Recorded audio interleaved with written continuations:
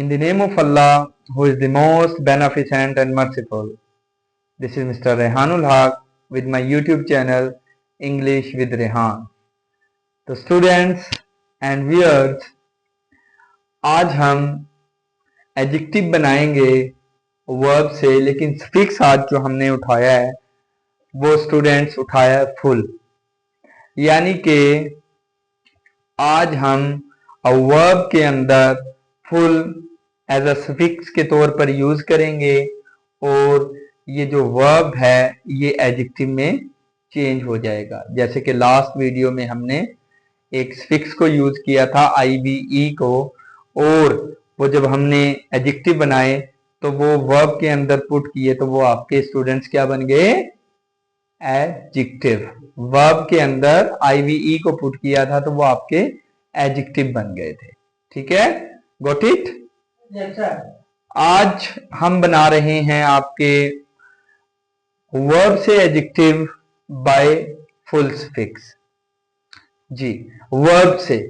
और स्टूडेंट्स, ये जरूरी नहीं है कि आपके एडजेक्टिव जो है ना जी वो फुल अगर वर्ब के साथ लगेगा तो वो देन फिर ही आपके जो है ना जी एडजेक्टिव बनेंगे। ये आपके नाउन के साथ भी समटाइम फुल लगता है तो वो आपके साथ क्या बन जाते हैं? आपके एडजेक्टिव। जैसे कि ब्यूटी से beautiful.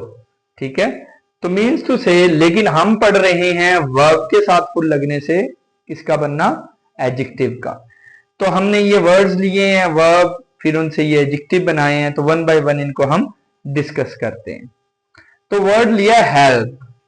Help is verb here. यहां पर ये वर्ब का फंक्शन परफॉर्म कर रहा है, तो यहां पर जब हम इसको एडजेक्टिव की तरफ गए तो ये हेल्पफुल बना। अच्छा व्यूअर्स, इन चीजों को डिस्कस करने से पहले आपको ये भी बताते चलें कि इनमें से जो एडजेक्टिव्स हैं फुल जब उनके साथ लगा तो उनमें से कुछ जो है पॉजिटिव कॉनोटेशन में उनको यूज किया गया, यानी कि उनके जो मीनिंग हैं वो पॉजिटिव मीनिंग में उनको यूज किया गया है, और उनमें से कुछ जो हैं वो नेगेटिव कॉनोटेशन में यानी कि नेगेटिव मीनिंग में उनको यूज किया गया है। इसमें से बहुत से ऐसे वर्ड हैं जो नेगेटिव कॉनोटेशन में भी यूज हुए हैं और पॉजिटिव कॉनोटेशन में भी, जब उनके साथ फुल को एज अ सफिक्स के तौर पर यूज किया है। तो हेल्प ये वर्ब है, जब हमने इसका एडजेक्टिव बनाया तो व्यूअर्स ये आपका हेल्पफुल बना। ठीक है, प्ले, प्ले से प्लेफुल मीन्स टू से, इसका अगर वर्ब बनाए तो मैं कहता हूं ही प्लेज हॉकी।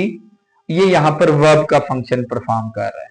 ठीक है, अच्छा, प्लेफुल को हम कहते हैं शरारती बच्चे को भी कह देते हैं, या खेलने वाला जो बच्चा है उसको भी कह सकते हैं।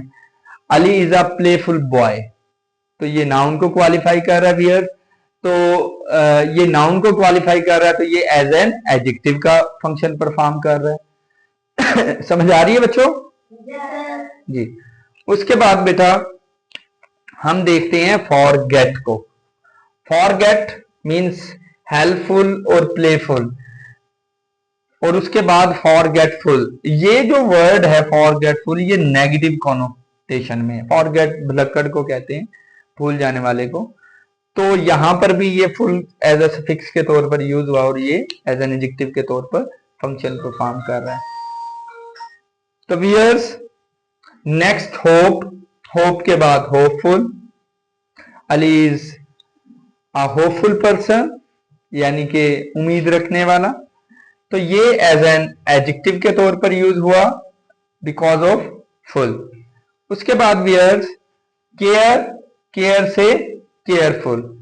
केयर व्यूअर्स जो है ये आपका वर्ब है, और केयरफुल जो है ये आपका एज एन एडजेक्टिव है, और फुल ये जो है आपने यहां पर एज अ सफिक्स के तौर पर इसको यूज किया। मीन्स टू से ये सारे जो हैं आपके एडजेक्टिव किससे बने हैं? सफिक्स जो फुल लगा है उसकी बदौलत। जी बेटा।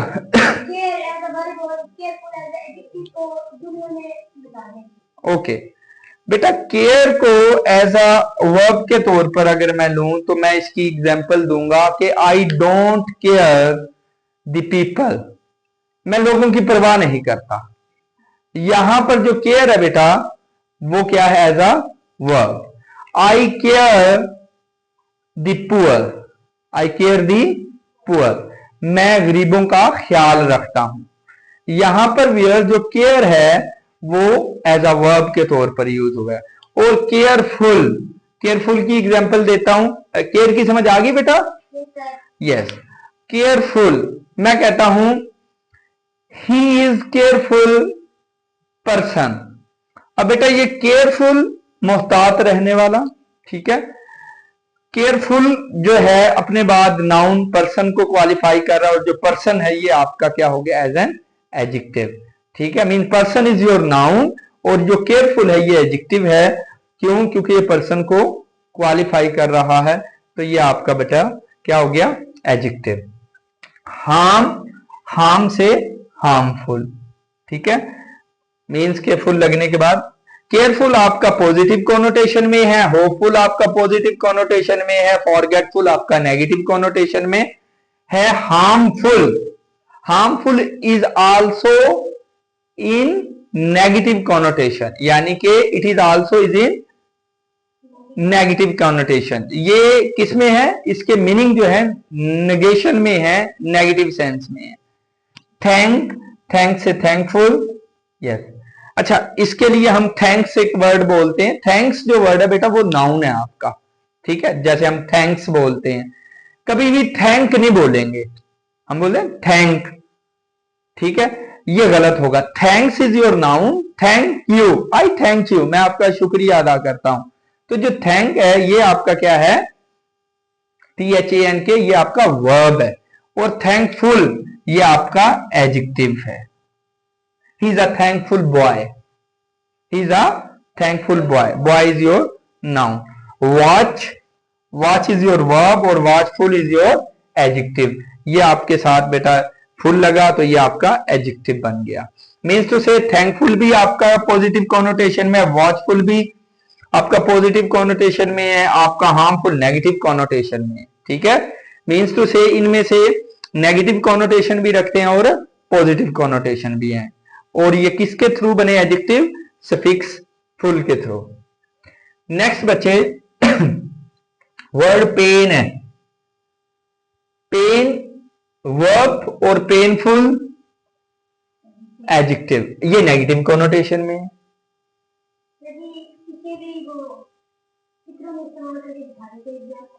ओके, इसको हम वर्ब के तौर पर अगर लें तो मैं कहूंगा ही पेंट हिज ब्रदर, ही पेंट हिज ब्रदर, यानी कि उसने अपने भाई को तकलीफ दी।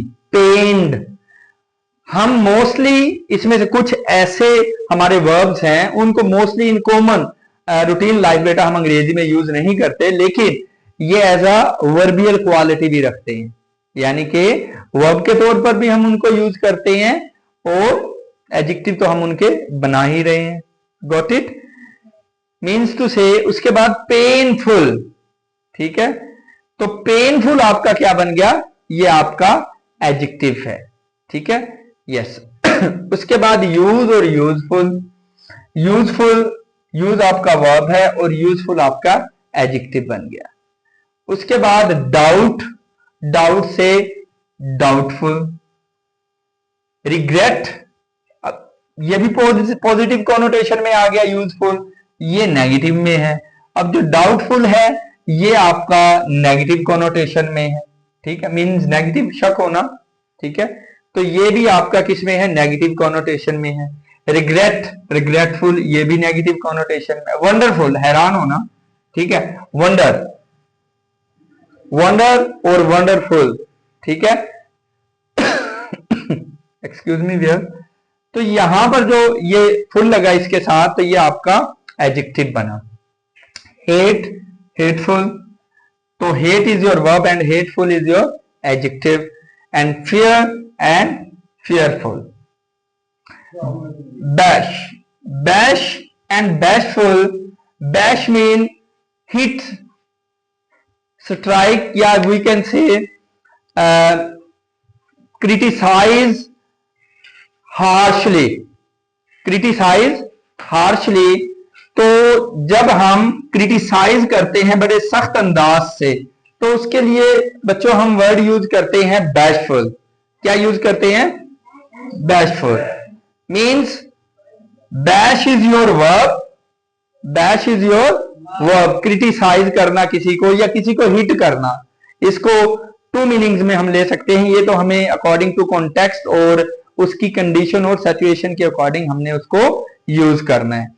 तो बैश जो है इसको हिट करना की सेंस में भी ले सकते हैं और हार्शली क्रिटिसाइज, किसी को बड़े तल्ख अंदाज से क्रिटिसाइज करना, तनकीद करना, उसकी सेंस में भी ले सकते हैं। तो ये बैश जो है एज एन वर्ब के तौर पर और बैशफुल जो है एज एन एडजेक्टिव के तौर पर हमने यूज किया। Cheer as a verb and cheerful as an adjective, और bless is a verb and blessful is your adjective. Means to जी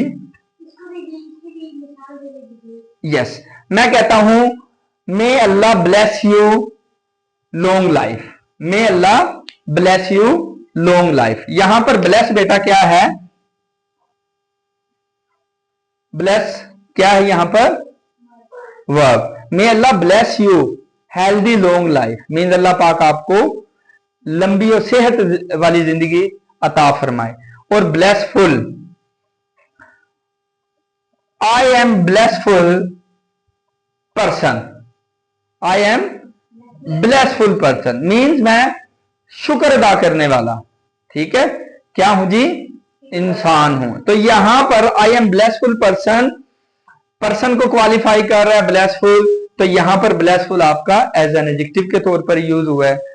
तो व्यूअर्स एंड स्टूडेंट्स, यहां पर हमने आज वर्ब से एडजेक्टिव्स बनाए हैं थ्रू फुल फिक्सेस के, और इनमें से कुछ वर्ड्स जो हैं जब हमने उनको एडजेक्टिव बनाया तो मीन्स टू से वो पॉजिटिव कॉनोटेशन भी रखते हैं और नेगेटिव कॉनोटेशन में भी वो यूज होते हैं। मकसद in both senses they are use, negative as well as in positive. तो स्टूडेंट समझ आ गई आप लोगों को? जी। तो व्यूअर्स, आज का लेक्चर आई डू होप कि आपको समझ आ गया होगा, और अगर आज के लेक्चर में आपको किसी भी चीज की समझ नहीं आई तो आप मेरे कमेंट बॉक्स में आकर मुझसे क्वेश्चन पूछ सकते हैं। थैंक्स, अस्सलाम वालेकुम।